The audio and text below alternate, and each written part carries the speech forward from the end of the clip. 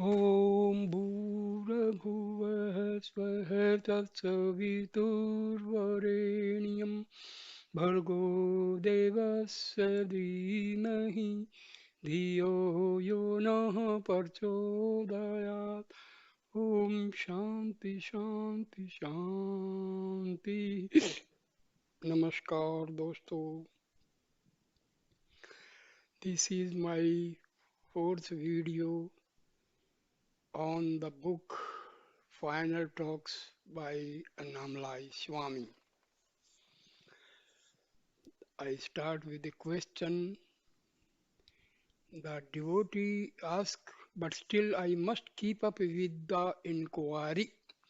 Annamalai Swami, if you remain in the self, inquiry will not be necessary. If you move away from the self and go back to the mind, you then have to inquire again and go back to yourself. Question. To whom does this intensity to realize the self arise? It has to arise to the I that ultimately has to disappear. Annamalai Swami answers, who is this I? It is neither the body nor the mind. If you remain as the self, there is neither body nor mind. So, what is this I? Inquire into it and find out for yourself. When you see the rope, what happens to the snake? Nothing happens to it because there never was a snake. Similarly, when you remain as the self, there is a knowing that this I never had any existence. All this is the self. You are not separate from the self. All is you. Your real state is the self, and in that self there is no body and no mind. This is the truth, and you know it by being it. This I am the body idea is wrong. This false idea must go, and the conviction I am the self should come to the extent that it becomes constant. At the moment, this I am the body idea seems very natural for you. You should work towards the point where I am the self becomes natural to you. It happens when the wrong idea of being the body goes and when you stop believing it to be true, it vanishes as darkness vanishes when the sun appears. This life is all a dream within a dream, within a dream. We dream this world, we dream that we die and take birth in another body. And in this birth, we dream that we have dreamed. All kinds of pleasures and suffering alternate in these dreams, but a moment comes when waking up happens. In this moment, which we call realizing the self, there is the understanding that all the births, all the deaths, all the sufferings, and all the pleasures were natural dreams that have finally come to an end. Everyone has experienced dreams within dreams. One may dream that one has woken up from a dream, but that waking up is still happening within a dream. Our whole lives are dreams. When this dream life and a new one begins, there is no knowledge that both dreams are happening in the underlying dream of samsara. Bhagavan has instructed us in Who Am I to see the whole world as a dream. When realization comes, nothing will affect you because you will have the firm knowledge that all manifestation is an unreal dream. Question. When I was in Germany, I used to meditate in front of Bhagwan's picture and feel very peaceful. One day, while I was sitting as usual in front of Bhagwan's picture, a light started emerging from the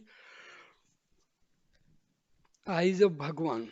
It flowed out of the photo and embraced me. Soon afterwards, I went into a peaceful, blissful, timeless state that I had never experienced before.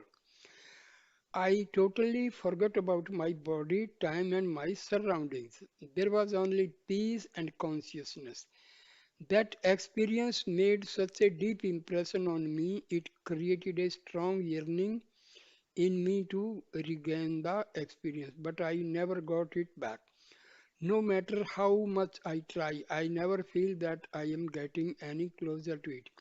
How can I get this experience back?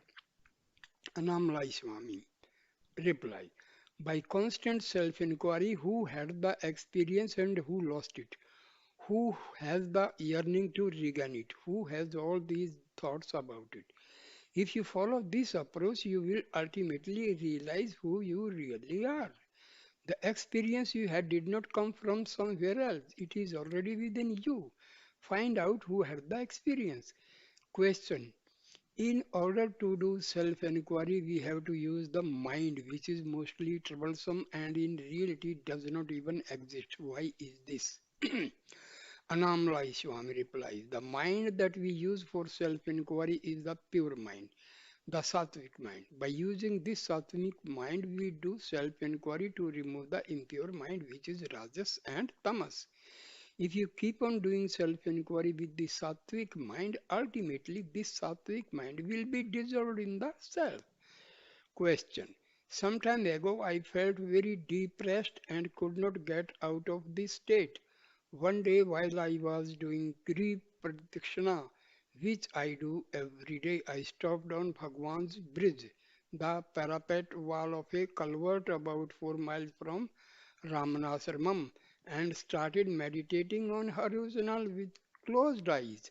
Suddenly, the depression lifted and was replaced by peace. This depression has not returned. Annamalai Swami, the one who had the depression was not you. Your real nature is peace. Don't identify yourself with either the mind or with the depressed state it produces. These are not you. Question. After this depression left me, I found that I was always in a peaceful state. Soon afterwards, I met an Indian girl and fell in love with her. Sometimes the thought arises that I would like to marry this girl. Is it advisable to get married? Would it not be a hindrance to my sadhana? Annamalai Swami. Is this girl spiritually oriented? Question. Yes, she often goes to temple and reads spiritual books.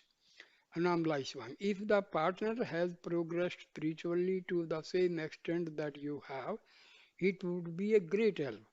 But if one partner is less interested in spiritual matters than the other, the one who has less interest will drag the other down, unless the more interested partner is spiritually very powerful.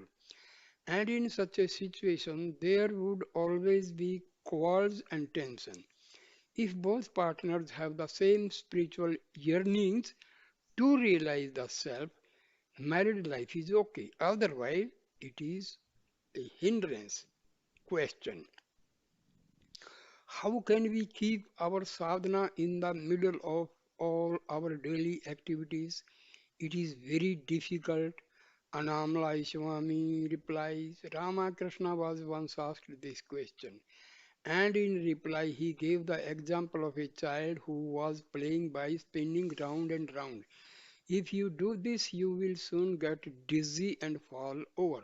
But if the same child spins round and round while holding firmly onto a post at arm's length, the child's grip on the post will keep him upright and prevent him from falling. On in this dizzy, spinning world of samsara, if you hold on to the post of the self, you will be able to stay upright and not fall over. I can give you another example. When you cut jackfruits open with your bare hands, there is an unpleasant milky liquid inside that sticks to your fingers and makes it very hard to take out the fruit. And afterwards, it takes hours to scrub it all off. However, if you put a little oil on your fingers before you start the work, this milk liquid will not bother you because it cannot stick to your oiled hands. Without some protection, contact with worldly matters can prove to be sticky and unpleasant.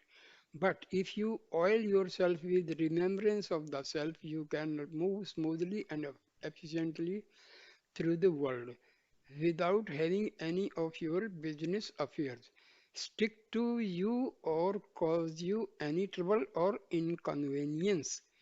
When there is a remembrance of the self, everything in life proceeds smoothly and there is no attachment to the work that is being done. Question. While you were doing a lot of work in the ashram, how did you manage to keep up your sadhana? Annamalai Swami. In those days, Bhagwan was accessible for most of the time, so I was able to get regular guidance in my sadhana. He told me to read Shivananda Lahiri, Elam Andre, Updesasram, and his other writings. He also told me to do prayana, chanting of scriptural works. All this was very helpful in keeping my mind on the self during work. Sri Bhagwan often said, while doing the work, don't have the idea I am doing the work. If you can keep up this attitude, work will not be a burden and no problem will touch you. Don't differentiate between work and meditation. If you don't differentiate, every job you do becomes meditation. And don't make distinction between different kinds of work. Don't think this is a good work, that is a bad work. If you treat all work equally and work you do will be beneficial for your sadhana. Question. We have to live in the world and deal with people, many of whom will try to take advantage of us. Being quiet and detached is one thing, but should we be so quiet and uninterested that we allow other people to take advantage of our passivity? Annamalai Swami replies, you can be quiet within and be tough on the outside if that is the role you have to play in the world. There is a story about a snake that lived under a bush by the side of the street. Whenever people passed the bush, the snake made a lot of noise and tried to bite them. It gave a lot of trouble to anyone who came near. One day, a passing sadhu passed the bush and the snake, as usual, put on an aggressive show of behavior. The sadhu, who could communicate with animals, said, keep quiet and don't bite people. You don't have to behave like this. Live a peaceful life and don't trouble and people who walk past. Don't trouble the people who walk past. The snake heeded the advice and from that day on its behavior completely changed. It sat quietly under its bush and never troubled any one of the people who walked past. Within a few days, the local people realized that the snake was no longer a threat to them, but instead of being relieved, they would throw stones at the snake or try to chase it away. People have this instinctive response to snakes. Whenever they see one, they feel compelled to commit some act of violence against it. The snake ignored the provocation for a while, but it soon realized that this new state of affairs was not an improvement on the previous one. A few days later, the sadhu came by and asked how the snake's new lifestyle was going. Not so good, responded the snake. I am suffering a lot on account of your advice. I am being very calm and I am not giving any trouble to anyone. But because of my calmness and sadhu like behavior, people are taking advantage of me by throwing stones at me and harassing me. They would never do this before because they knew I might retaliate and bite them. The sadhu thought about this for some time and then spoke. I advised you to be calm and not trouble anyone, but that doesn't mean that you have to sit here passively while people come along and hurt you. When people come to cause you trouble in future, just pretend that you are going to bite them. You can be angry on the outside, but on the inside you can still be calm. From then on, the snake adopted the new tactic of hissing at everyone who came past his bush just to let them know that he was still a potential threat. This was enough to make people give him a wide berth. We can all be like this if circumstances demand it. There are occasions when a show of anger is needed. We can play the role of being angry, but at the same time, we can know that we are just acting out a role that is needed at a particular moment. Internally, we can be peaceful while all this is going on. Que- Annamalai Swami answers.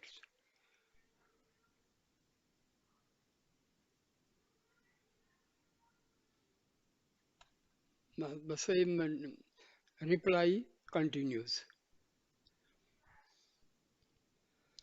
Gyanis usually come to their last births with a mountain of punyas on account of what they have done in their previous lives.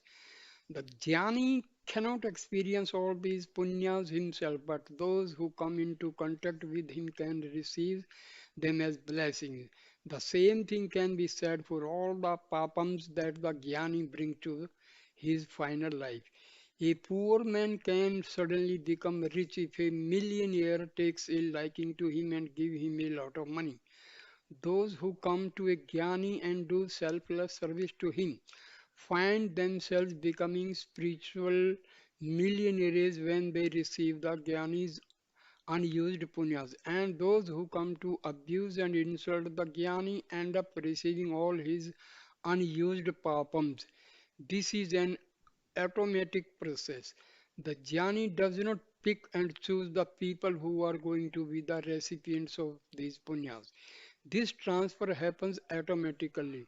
Devotees grow spiritually by receiving all these blessings.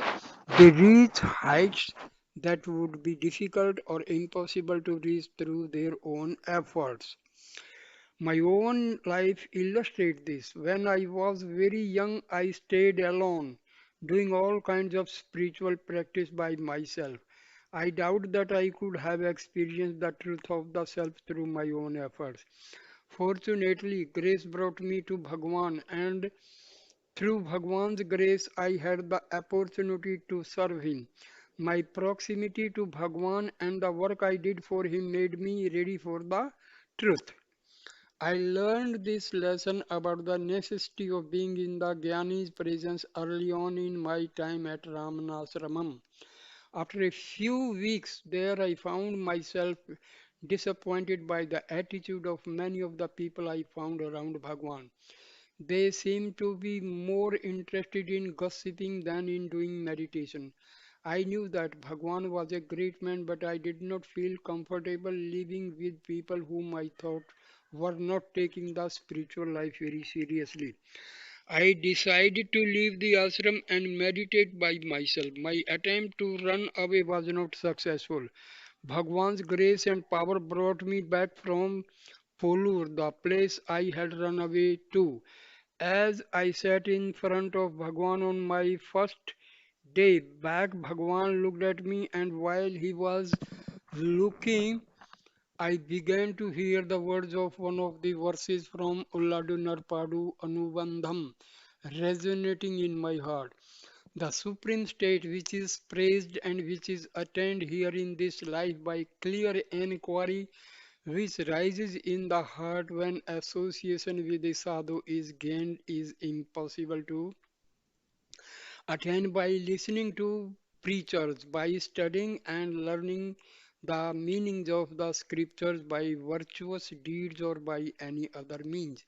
I had never read this work before, so I don't know How these words managed to repeat themselves inside me. No one else heard them except me. The words praises association with the Jnani, saying that association with such a being is far more productive for sadhaks than doing spiritual practice by oneself. After hearing these words, I got the courage to stay on at Ramanasramam and serve Bhagwan. Question. You said that by serving a jnani one could receive his unused punyas as a blessing. Does one not need a lot of punyas of one's own merely to have the opportunity to meet a jnani and serve him? It is not just a question of good luck. Annamalai Swami, yes, one of our saints has written a verse to this effect. Those who have accumulated punyas in many lives, those who have purified their minds to some extent, those who have made a big spiritual effort over many lives, these kinds of virtuous souls will get association with a realized Guru, and by his grace they will come to realize the truth. If you want to get out hot, you have to go near a fire. If you want water, you have to go to a well. And if you want grace to realize the self, you will have to go to a jnani. Bhagwan would occasionally quote a verse from Kabbalah Navanita that says, the immemorial Vedas declare that single-minded devotion to a holy sage is not only pleasing to Brahma, Vishnu and Shiva together, but also secures the rewards of all the Vedic rites and finally liberation from the cycle of birth. After my first attempt to run away, I never left Bhagwan again. I never went anywhere else to do my spiritual practices. I just listened to what my Guru told me and I carried out his instructions to the best of my ability. Then one day in the hall, Bhagwan turned to me and said, your karmas are over. I had this great opportunity to surrender to a Guru like Bhagwan, to trust him and to serve him. It did not happen through my own efforts. This kind of thing happens very rarely. For being such a Bhagwan don't appear very often. For beings such as Bhagwan don't appear very often. If you want to learn, you have to go to school. If you want jnana, you have to go to a jnani. I want to speak some more about the grace of the Guru. Bhagwan told me that the Guru is the self who is within. The self manifests in a form and pushes the minds of the devotees toward the self. At the same time, the Guru resides within us as the unmanifest self. From the inside, he is pulling us towards him. This pushing and pulling is the Guru's grace. For the Guru's grace to work on us, we have to surrender. We have to give up all the things of this world and all the other worlds and direct all our attention toward the self. If we want anything in this world or the next, our energy will be dispersed in these desires, and to fulfill these desires, we shall have to reborn again and again. I once told Bhagwan that I had a desire to go and live in a cave where I could do meditation by myself. Bhagwan told me, if you keep a desire like that in your mind, you will have to take one more birth. Why keep such a desire? If it is destined for you, it will happen by itself. Leave this idea alone. So give up all your desires, your likes, dislikes, and preferences. If you are truly the whole, which part of yourself will you like or dislike? To strengthen my resolve, Bhagwan would sometimes tell me inspiring stories of service and devotion from the lives of other great teachers. He twice told me about Virupakshadeva and Guhaya Namashivaya, two great beings who lived on Arunachala several centuries ago. These two served their Guru in Karnataka very faithfully for many years. At the end of this period, the Guru sent both of them to Arunachala and told them to meditate there. They came here and picked different spots for their tapas. Virupaksha Deva sat in the cave that is now named after him, and Guhai Nama Shivaya picked a cave that was further down the hill. They both attained liberation after years of meditating here. Eventually, they attracted the devotees of their own and started ashrams here. Perhaps Bhagwan told me this story because he knew that it was my destiny to be sent to meditate myself after many years of service. If a disciple serves a guru, the guru does not gain anything from it, but the disciple by his service becomes purified and fit to receive the truth. A ship may be taking you to the other shore of the ocean, but the ship itself is not gaining anything from you. There is one more verse that I want to quote for you. It was sung by Manika Vachagar, whose supreme devotion to Shiva enabled him to realize the self. Bhagwan often quoted Manika Vachagar's poems to us. I gave myself to you. In return, you must give yourself to me. So, in this business of giving and taking, who is the real winner in our transactions? I received limitless ananda from you. But what did you get from me? Nothing. Just a useless ego. So, now you are residing in my heart. What more do I need? I have become fulfilled. I need nothing because you are in my heart. Manikavachagar could sing like this because Shiva himself was residing within him as his own reality. His desires were fulfilled, he needed nothing. Annamalai Swami further says, in the 1930s, I received a telegram stating that my father had passed away. I reported the fact to Bhagwan and asked, please give him moksha, liberation. Bhagwan nodded and said, yes. Soon afterwards, Chinna Swami asked me to take a bath because in our Hindu tradition, when either our father or mother dies, we have to take a purific purificatory bath. I told Chinna Swami, my father has not died. Bhagwan is my father. He is still here. The man who has just died was the father in my last birth. My father in this birth is Bhagwan, my Guru. I don't need to take a bath. There is another Hindu tradition surrounding death. If anyone dies in the family, we don't take food until the body has been disposed of. When Bhagwan's mother died at Sakandasram, Bhagwan ignored this rule, saying, Mother is not dead, let us eat. In this case, there was no ritual pollution involved because his mother had realized the self in her final moments. In such circumstances, the usual rules on bathing and fasting do not apply. There were other Hindu dietaries rule. Uh, Hindu dietary rules that Bhagwan sometimes ignored. When there is a solar or lunar eclipses, we are not supposed to cook or eat. On one such occasion, Bhagwan said, come on, let us take our food as usual. We don't have to worry about this eclipse. Some of the Brahmins who were more strict about obeying these sorts of rules were afraid to break their lifetime habits, but the rest of us went with Bhagwan and ate our food with him. After Bhagwan's mother died in 1922, Bhagwan continued to live at Sakandasram for several months. Then one day he went down the hill to his mother's samadhi and stayed there. Some power, some Shakti compelled him to go down the hill and abandon Sakandasram. Soon afterwards, Sakandasram was robbed and the thieves took cooking pots and a few other things away.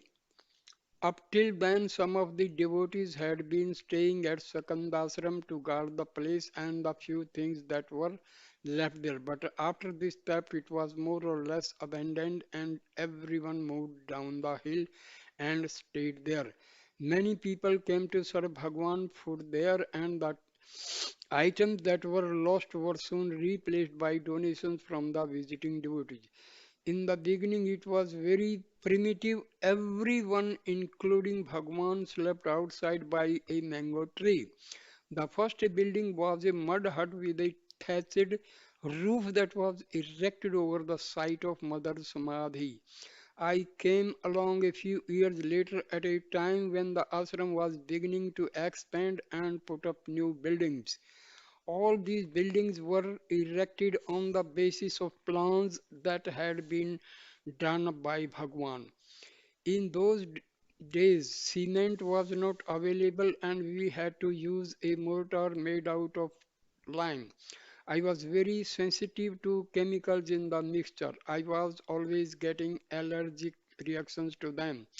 Every morning I would wake up with pus oozing out of my eyes. I had to work outside in the heat all day and my body felt like it was overheating even during the cool of the evening. Bhagwan taught me how to prepare a special mixture made out of coconut oil, sesame oil, and castor oil. He told me that if I applied this mixture to my feet in the evening, it would take away this feeling of overheating. I tried it and it worked very well. Up till then, I had found it hard to sleep at night on account of this feeling of heat that was always in my body. After I started applying this mixture, I always had a good night's sleep. At some point while I was serving Bhagwan, the ashram acquired the house in Tiruchoji where Bhagwan was born. Chinna Swami asked me to go there and do some construction work on the old house. He wanted to turn it into some kind of temple. I did not want to leave Bhagwan, so I told Chinna Swami I have completed all my temple worshipping and my bathing in holy waters in my previous birth. That's why I have come to Bhagwan now. I don't need these activities anymore. Chinna Swami did not pursue this matter with me and I never went to Trichuji. I had enough punyas to come to Bhagwan and receive his grace because I had done all these things in other lives. The charitable works, the good actions, the temple rituals, etc., that I had done in my past lives earned me the right to come to Bhagwan's presence to stay there and serve him. They had served their purpose and I did not need them anymore. All these ritual activities lost their appeal for me within a few days of encountering Bhagwan and his teaching. Question. In Swami's book, I read that he liked to drink the water that had been left in Bhagwan's cup. This is more kind of ritual that he persisted with long after he came to Ramana.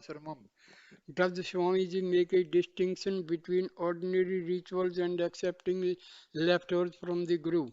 Annamalai Swami. When I worked in the ashram, I used to drink the water with which Bhagwan had washed his hands. I would get this water 2 or 3 times a day. Even after moved at Palakoto, I still occasionally drank this water because Mudaliar Patti sometimes used to bring it to me.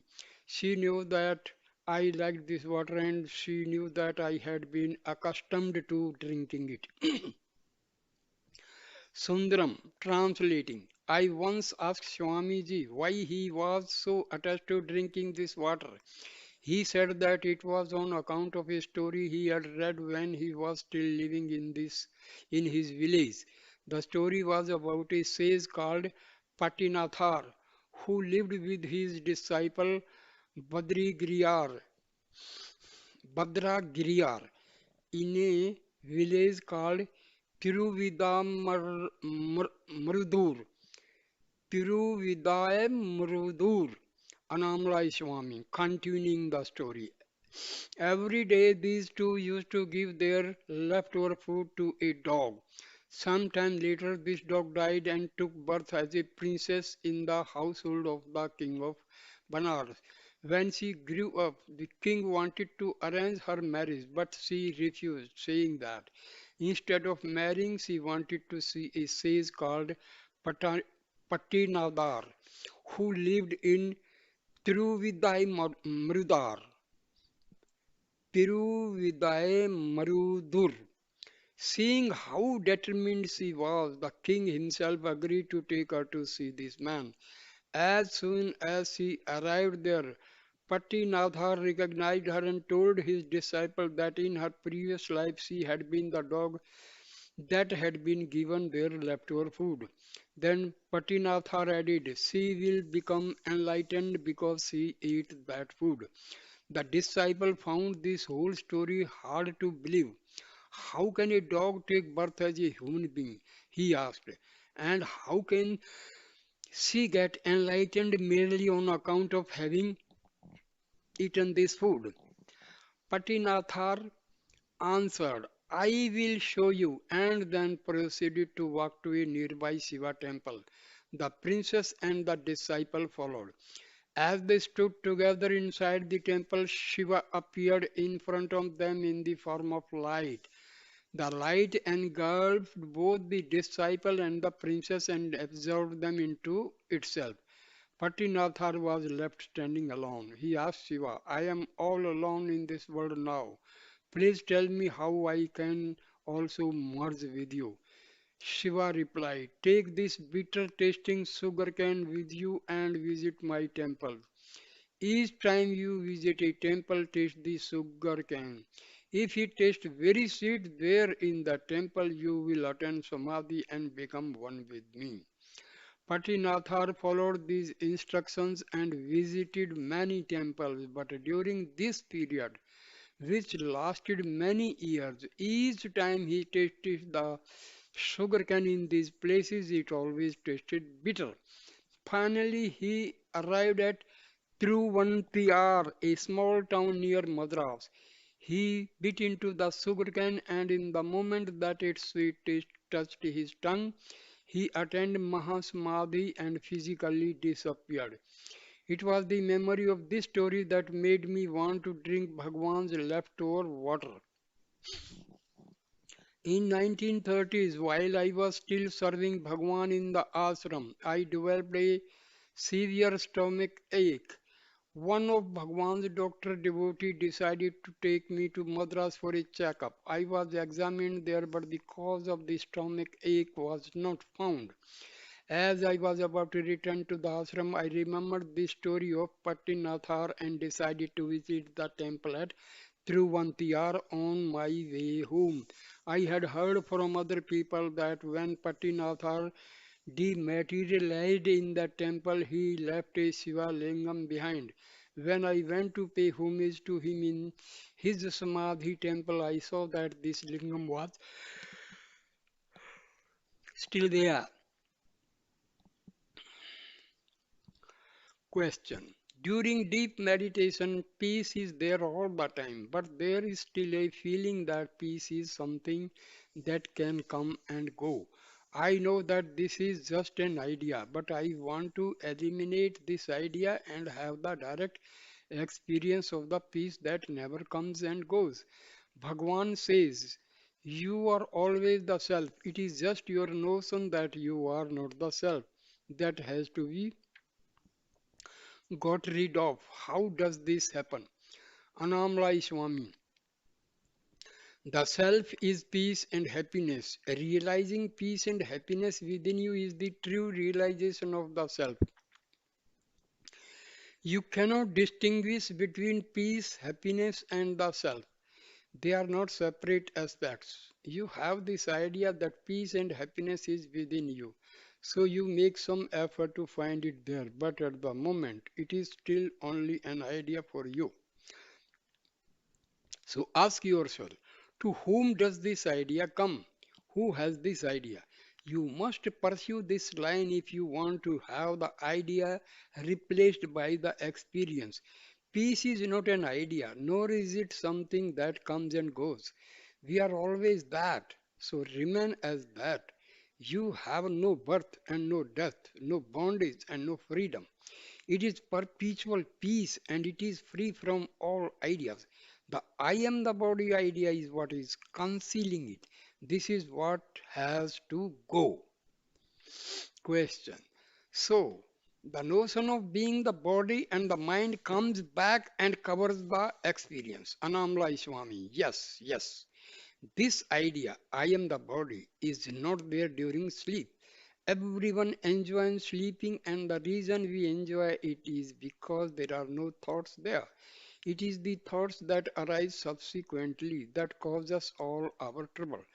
There is no separate entity during sleep because no thought has arisen to create the image of one. When walking comes, this first rising thought, I am the body, brings separation, doubts, and confusion. If you can be without it in the waking state, there will be the knowledge, I am Ramana, I am Arunachala. Everything is myself, Rama, Krishna, etc. are all you. It is just this limiting, I am the body, thought that keeps this knowledge, this awareness from you.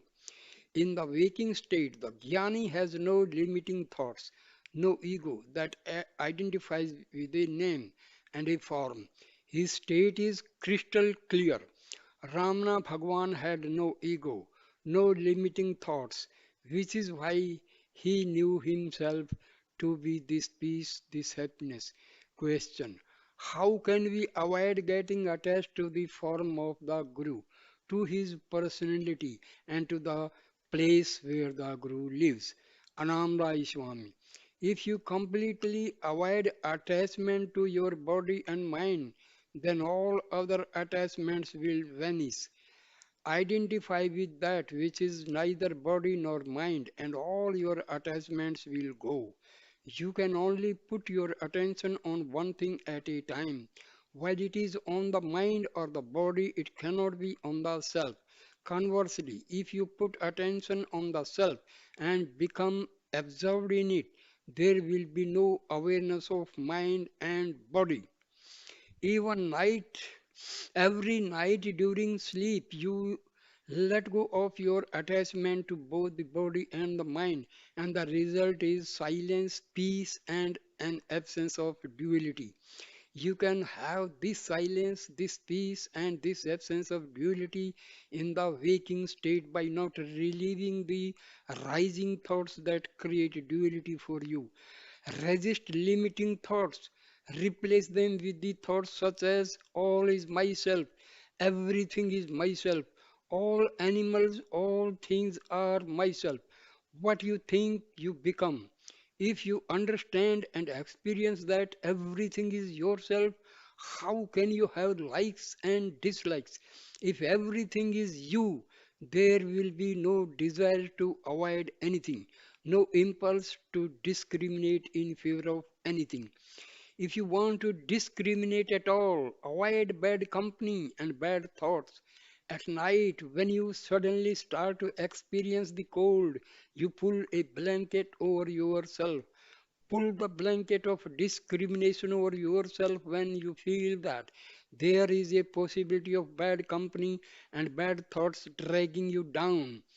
You may need to do this, but the Jnani will not, because nothing can ever drag him back into the realm of false identifications again. He will always be in that state in which he knows everything to be himself. He will never again have the idea that anything is different or apart from his own self.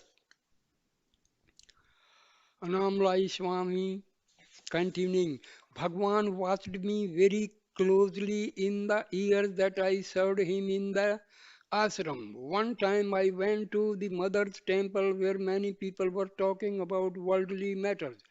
Bhagwan called me back saying, why should you go to that crowd?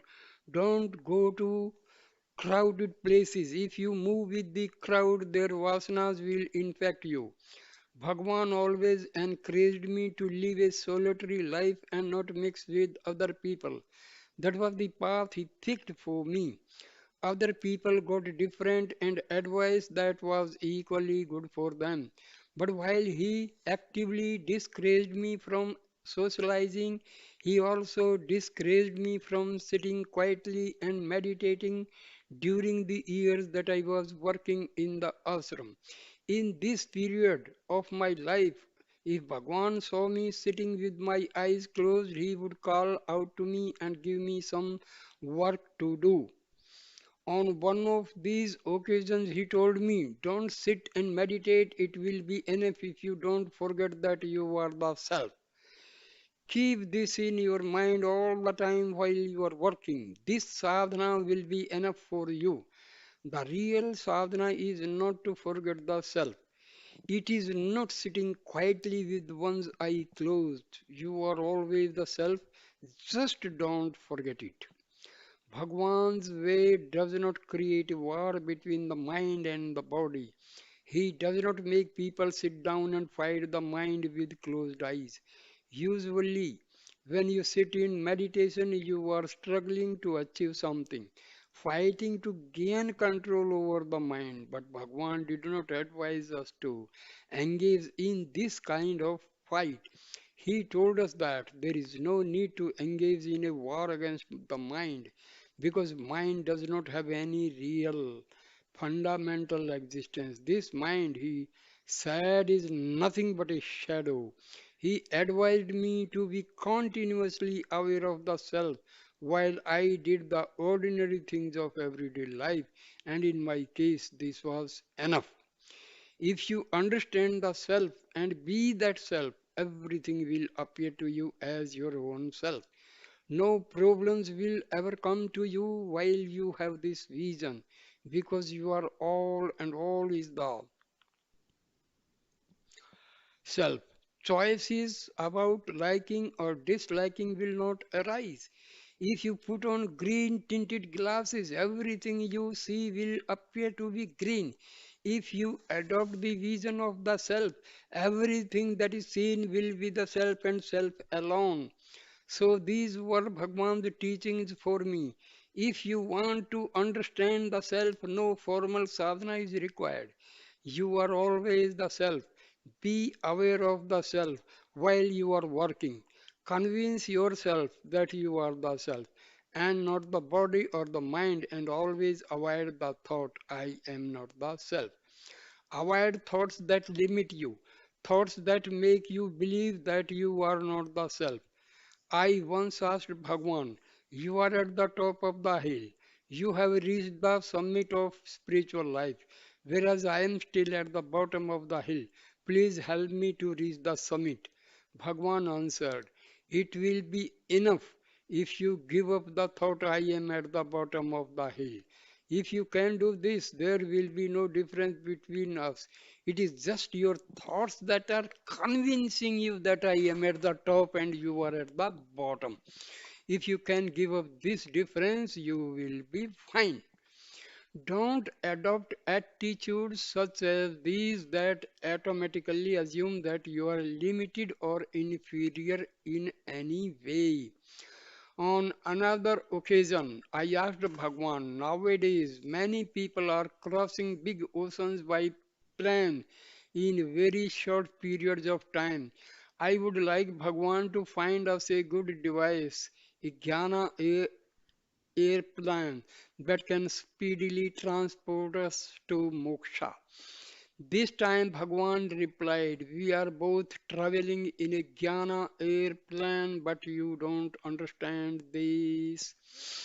In this answer to me, Bhagwan would never let me fall into the false belief that I was separate or different from him, or that I was a person with a mind and a body who needed to do something to reach some exalted spiritual state. Whenever I asked him questions that were based on assumptions such as these, he would show me the error that was implicit in the question and gently point me back to the truth, the self. He would never allow me to entertain wrong ideas. Question: what other questions did Swamiji ask during his early days at Ramana? Annamalai Swami replies, "When I first came to Bhagwan, I used to ask questions about liberation, what is bondage, what is freedom, and so on. Vrugnar, who was sitting next to me on one of these occasions, laughed and said, "This body doesn't even know what liberation is and what bondage is." I think he was amused by the innocence of my enquiries. After I began serving Bhagwan, I listened very attentively to all the philosophical explanations that he gave. I also talked to Chadwick and other devotees about various aspects of Vedanta. I gradually absorbed the teachings until a point came where I could say that I had a good working knowledge of Bhagwan's teachings and the various other systems that were being discussed in his presence. In one of his later songs, Murugnar wrote about Bhagwan. You make wise people of those who come to you in an ignorant state.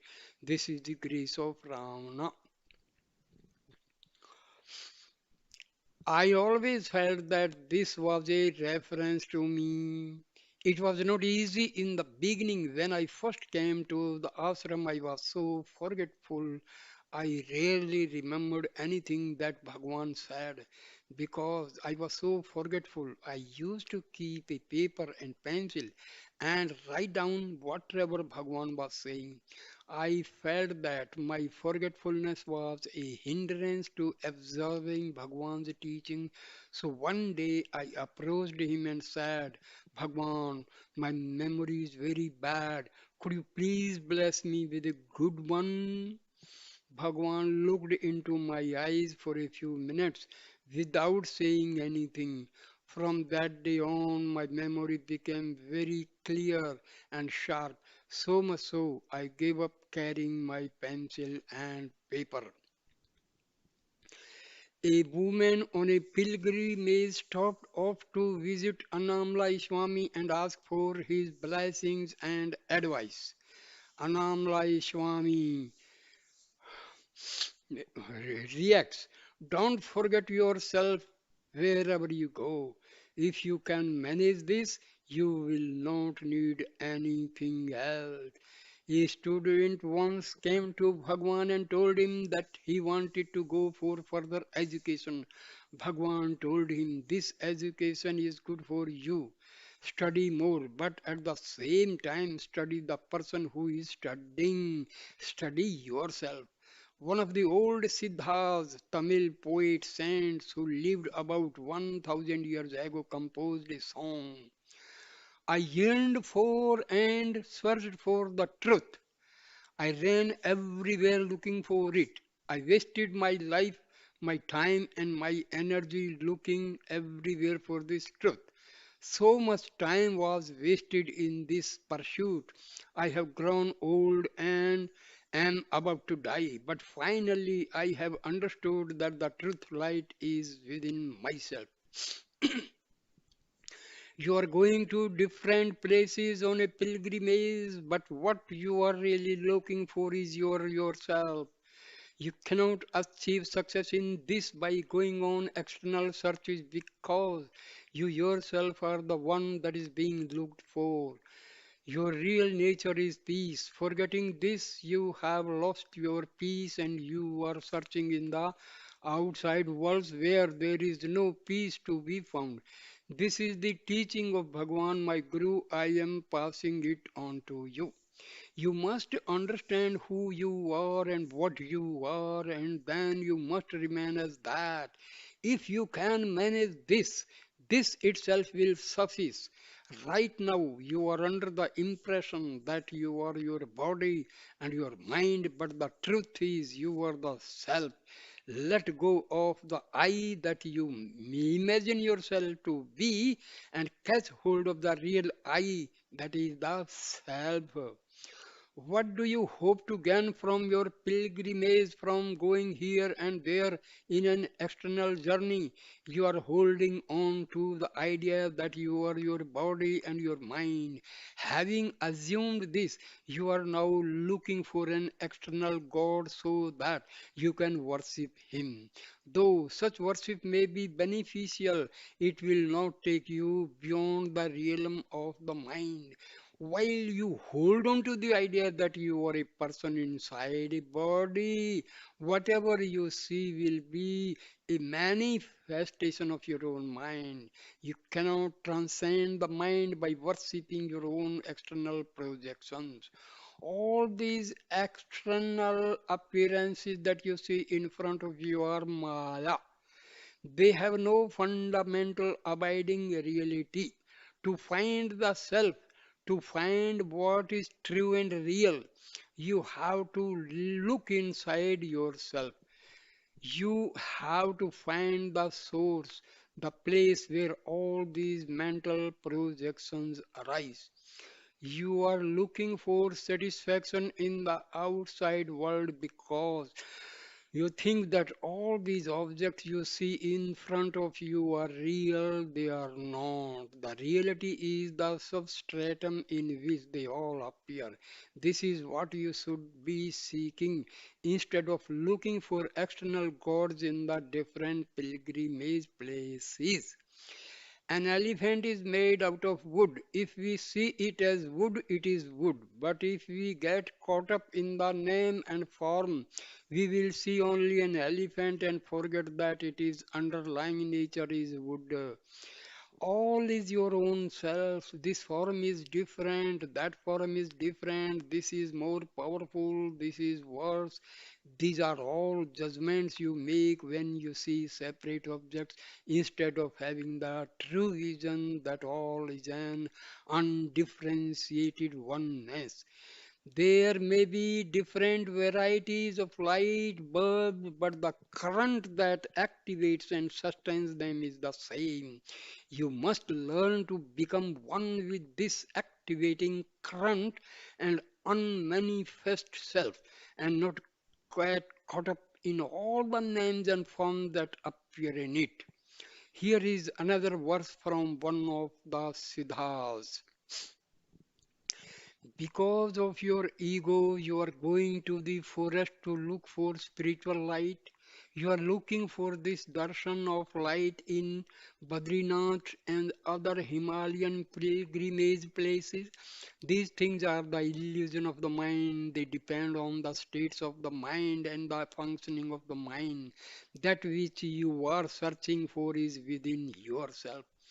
Bhagwan wrote in Ulladunarpadu verse 11, knowing all else without knowing oneself, the knower of objects known is nothing but ignorance. How instead can it be knowledge? All the information the mind accumulates and all the experience it collects are ignorance, false knowledge. Real knowledge cannot be found in the mind or in any external location. The mind sees through colored glasses, and what it sees is tinted and tainted by that color. If your mind is in a spoiled and disturbed condition, the entire world will appear to be in a spoiled and disturbed condition. If your mind is crystal clear, everything will appear to you to be clear and peaceful. Your most important objective must be realizing the self. If you have not done this, you will spend your time in ignorance and illusion.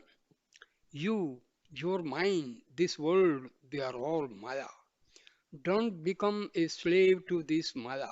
Instead, realize the self and let Maya become your servant. I have just remembered another verse from the Siddhas. Many people have struggled years together to realize the self. Millions and millions of people have struggled looking for the light outside themselves. If these millions and millions of people have died without understanding the self that is within them, it is because they did not understand the real path. You must find someone who has followed the right path, someone who has discovered this inner truth for himself and who stabilized himself there. Such a one will give you good advice. He will not send you out on unproductive adventures in the outside world. Following the advice of someone who has not reached this state is simply a case of the blind leading the blind. Neither knows the right path, and both will eventually fall into a big hole. You may find a fruit that is very bitter and decide to improve its flavor.